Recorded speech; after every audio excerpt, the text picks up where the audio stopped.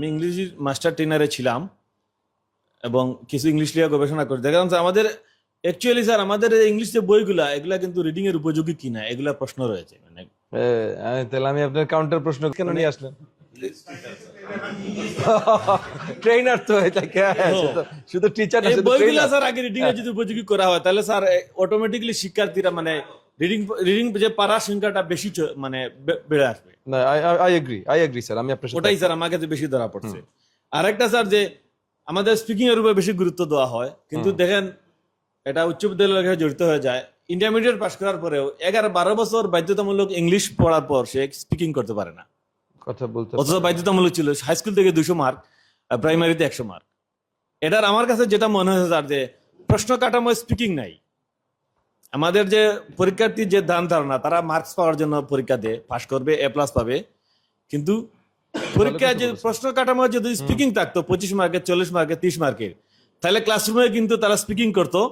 একটা সময় intermediate pass করার পর তারা অটো স্পিকিং চলে আসতো। এগ্রিড, সুন্দর কথা বলেছেন স্যার।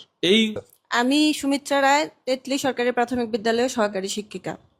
আমি 2006 সাল থেকে প্রাথমিক শিক্ষার সাথে জড়িত আছি এবং এর আগে আমি ব্রাকে পড়াইছি প্রায় 5 বছর, ব্রাকে ছোট ছোট বাচ্চাদের। এখন স্যার আমি আমার কথা দিয়েই শুরু করি। আমি যেভাবে করতেছি, আপনাদের মানে একটা অভিযোগ, আমরা প্রাথমিক শিক্ষকরা আমাদের বাচ্চাদের পড়াই না আমাদের স্কুলে। কিন্তু আমি আমার মেয়ে এবার নার্সিংয়ে ভর্তি হয়েছে। আমার মেয়েও পিএসসি আমার স্কুল থেকে দিছে এবং আমার ছেলেও আমার স্কুল থেকেই 5 পাস করছে এবং ওই এখন ক্লাস 8-এ পড়ে। স্যার এখানে ছোট্ট একটু আপনাকে হ্যাঁ, একটু স্যার, ইন্টারাপ্ট করি। আপনি বললেন আমরা যদি কমপ্লেন করি বা জনগণ যদি কমপ্লেন করে যে প্রাথমিক শিক্ষক আমাদের শিক্ষকরা পড়ায় না, তাহলে সেই কমপ্লেনটা ভুল না।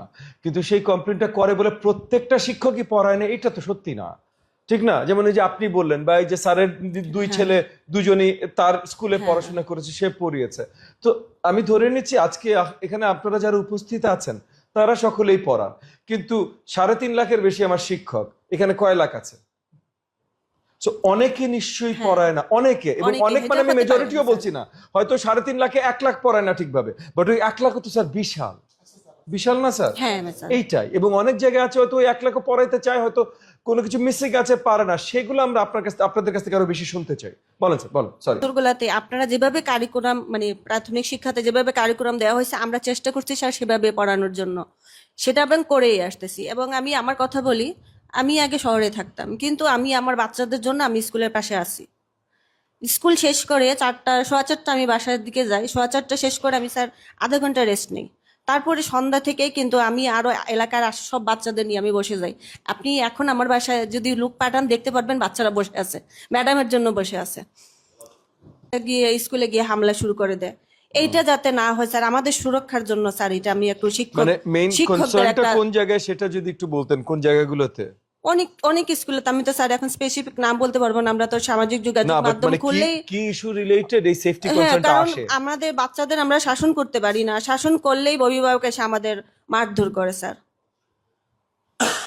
অনেক স্কুলে তো গত 5 মাসে আমার যাওয়া হয়েছে এবং বেশ কিছু জেলায়ও গেছে, আমি কিন্তু এই কমপ্লেনটাই কোথাও শুনিনি। মানে সোশ্যাল মিডিয়াতে এরকম 1-2টা ঘটনা দেখা যায়, বাট সেটা এমন ভাবেই দেখা যায় যে পুরো দেশে 66,000 অলমোস্ট আমার স্কুল, এর মধ্যে 2টা ঘটনা ঘটেছে, 1টা ঘটনা ঘটেছে, এই টাইপের। মানে এটা বড় জায়গায় প্রবলেম হিসেবে কিন্তু আমি কোথাও পাইনি। বাট হইতেই পারে ভাই, এলাকায় নারীদের কোনো সেফটি সিকিউরিটি, সেটা মানে যদি আসলে থাকে, এগেন মানে 5 লাখে একটা হয়েছে, 3 লাখে একটা হয়েছে, এইটা না ভাই। মানে মাঝে মধ্যে এটা একটা প্রবলেম ফেস করেন আপনারা, এরকম কিছু থাকলে সেটা প্লিজ বলেন, আমরা সেটার প্রতিকার নিশ্চয়ই নিতে আমাদের চেষ্টা করব। স্কুল হয়নি স্যার, আমি অন্যান্যদের কথা বলতেছি। হ্যাঁ, আর এরকম কোনো প্রবলেম আমি সিনিয়র ট্রেনার হিসেবে বলতে পারি যে এরকম কোনো মোটামুটি হ্যাঁ, আরেকটা প্রবলেম স্যার, আমি যেহেতু 22 বছর হয়ে গেছে আমি একই মানে এখানেই আছি, আমি স্যার আমার হাজবেন্ডের কাছে যেতে পারতেছি না। এইটাই স্যার বড় সমস্যা। আমার মতো তো আরো অনেকজন আছে। এইটা যদি স্যার একটু সুযোগ করে দিতেন তাহলে আমরা উপকৃত হইতাম।